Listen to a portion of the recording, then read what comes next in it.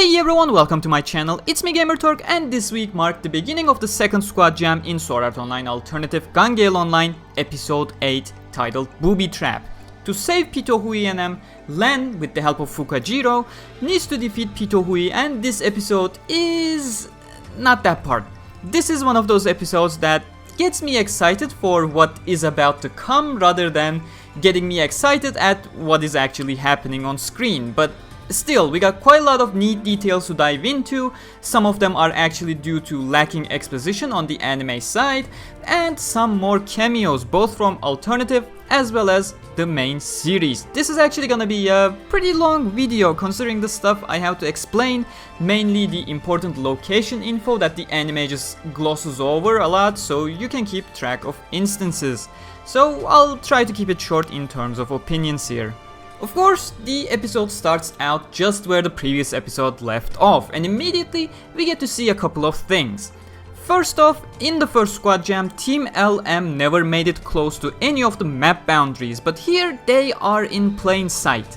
We also once again got to see the entire map, with the western side of the map being a complete residential area with train tracks going through. North side is a huge plains field with small hills. Northeast has a mountain along with a bridge-like structure connecting it to the other mountains in the eastern southeastern regions.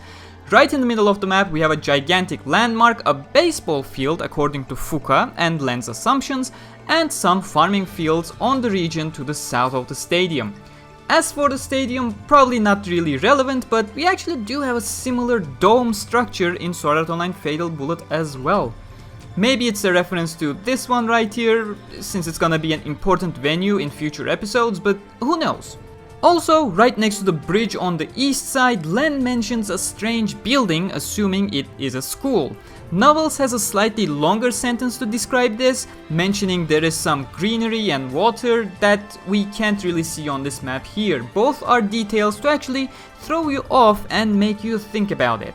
Why would there be a park-like structure there in the desolate wasteland of GGO? I didn't want to spoil myself, so I wouldn't really know, but it sure makes it interesting. But here we also get to see a mistake done by the anime. At this point, seeing the map, you're probably asking why LLENN didn't check the team names in this very first instance. The thing is, what happens in this scene is completely misleading without proper information, in addition to the mistake anime makes right here. You see, a satellite scan only happens every 10 minutes. The first scan, however, only happens at 10 past, so exactly 10 minutes after the players spawn in. So, what is actually happening in this scene is that LLENN and Fukaziroh are actually just looking at the map itself, and the dots are not supposed to be there at all, let alone the team information. In fact, when you check the map in normal cases outside of the scan window, you don't even see the location of your own team, it's literally just a map. In this first moment though, the game shows each team their own location for them to get a, sense of direction in general. Apparently all this stuff is actually explained all the way back in volume 1 in the first squad jam, but the anime didn't want to go too technical in that first episode and it just bites them in the ass in this instance here. Anyways, with the first scan, you may not realize that first, but things are starting to get quite interesting here, mainly due to a detail that you probably missed because, it gets revealed towards the end of the episode, but the hint is there and it's quite consistent throughout the episode.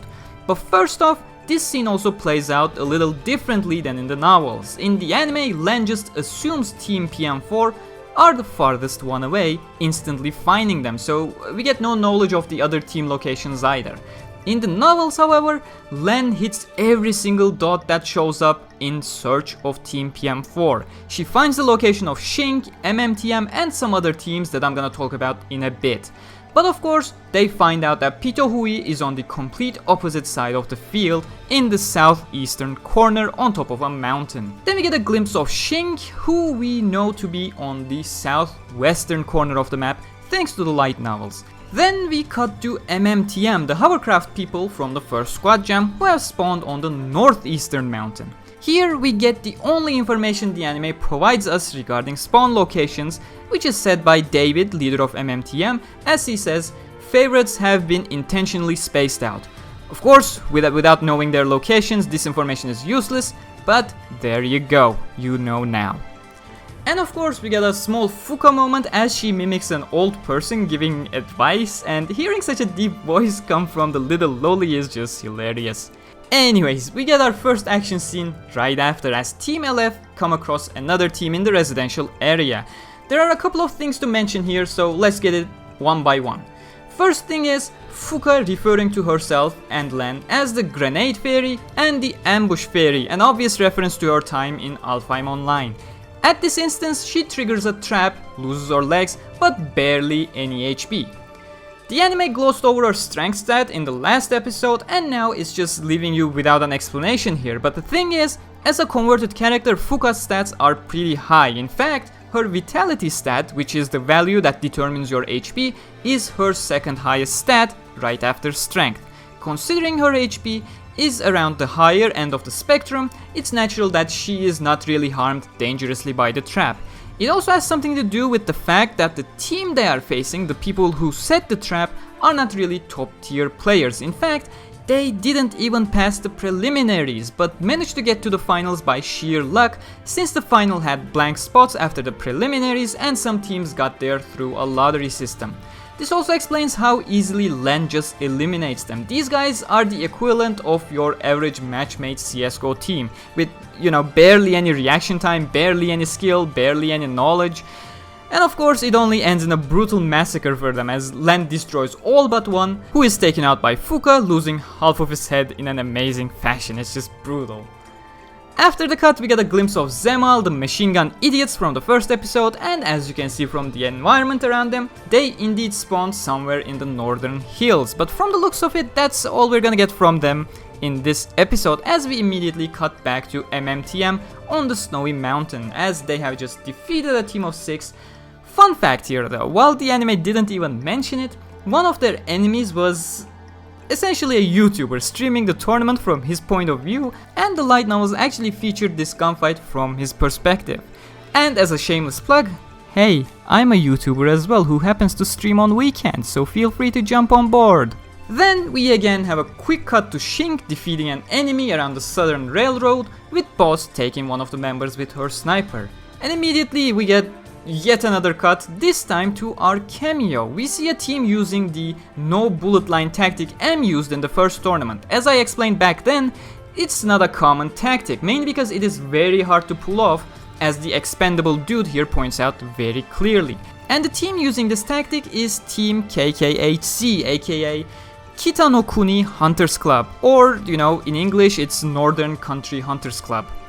This is the team Shirley belongs to, who has already made her cameo in the previous episode and also will be joining Fatal Bullet with DLC 2. For a sense of direction, they have spawned around the grassland to the south, and they will play a part in the later episodes. Since I mentioned Shirley, I may as well mention Clarence, who also made his debut with a cameo last episode and will also join Fatal Bullet with DLC 2. Clarence has joined Squad Jam 2 as well, despite us not seeing him at the moment. We don't know his team name, but he's around the big dome somewhere, and once again he will play a part in future episodes.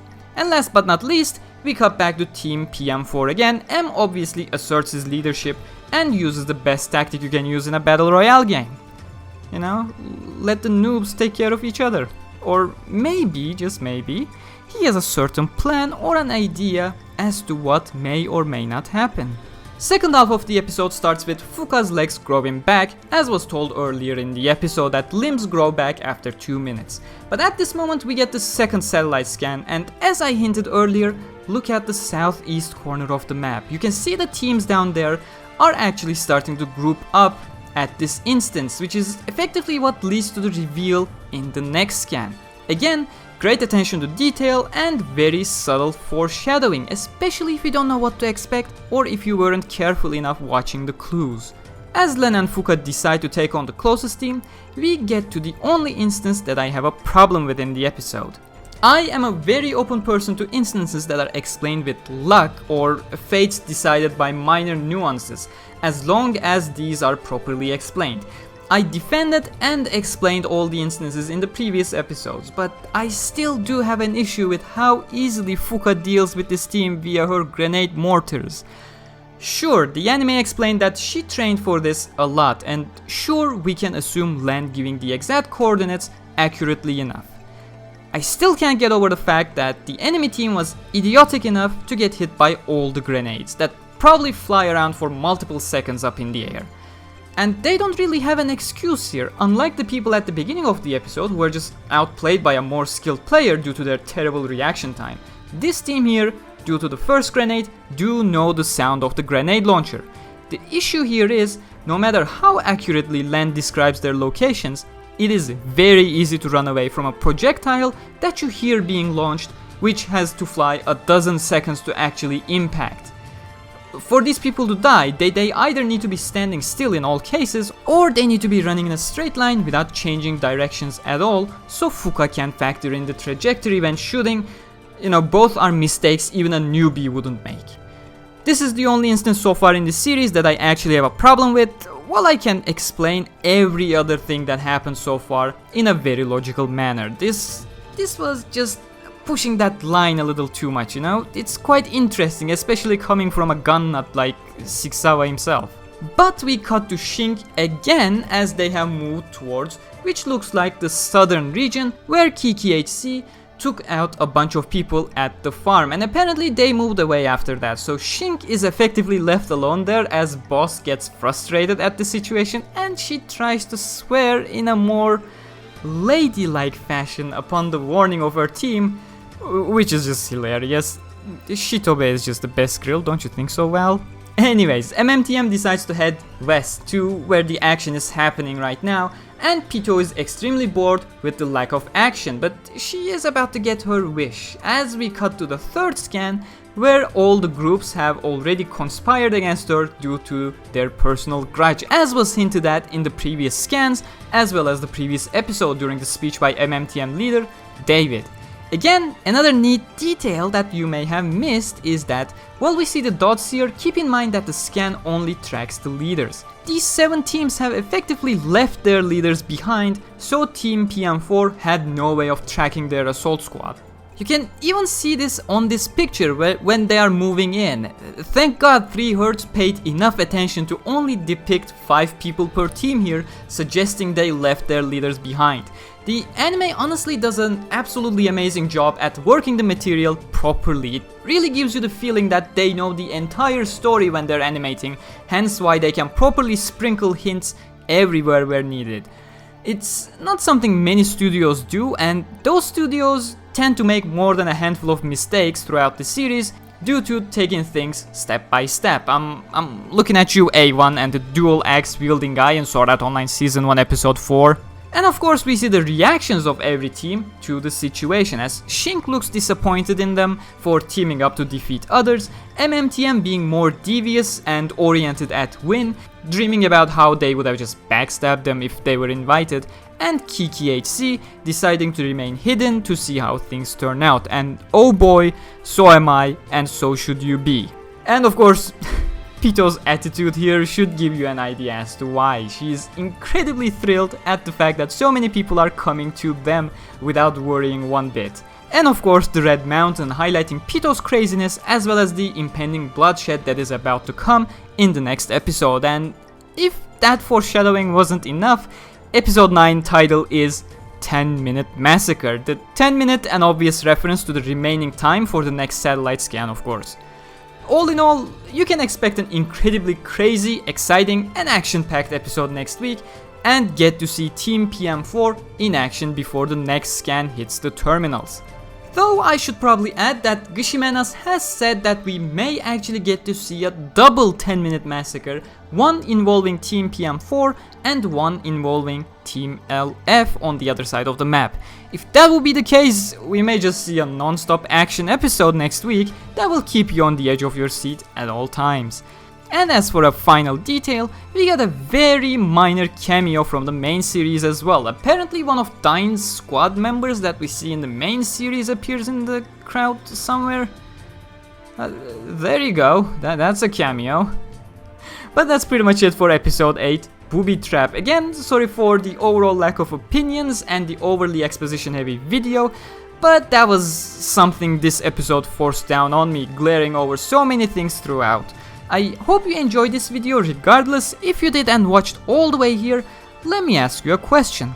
In the wake of what will possibly be the most memorable event of this series in episode 9, what was your favorite scene so far in the series up until this point? Please do let me know in the comments. Also, make sure to hit the like button as well as the subscribe and bell icons to get notified next week when I talk about Alternative GGO episode 9, 10-minute massacre. We only have 4 more weeks left until season 1 is over, and the show has been an absolute blast so far, and it's been great creating these videos for you guys. Again, if you enjoy these videos, do consider supporting me on patreon.com/Gamerturk to help me be more creative with them. Huge shout out to Tiffany, who has been a patron since November 2017, and another one to Candela Shred, who recently became a patron. Thanks a lot to both of you. And of course, you can also find me on Twitter at Gamerturk95 and on Facebook.com/Gamerturk. Huge thanks to Gishimenas as usual for helping me with all the information throughout, despite him being in an exam period right now. And of course, you can find him on Twitter at Gishimenas as well as on the SAO Wikia. Thank you for watching, and I'll see you next time.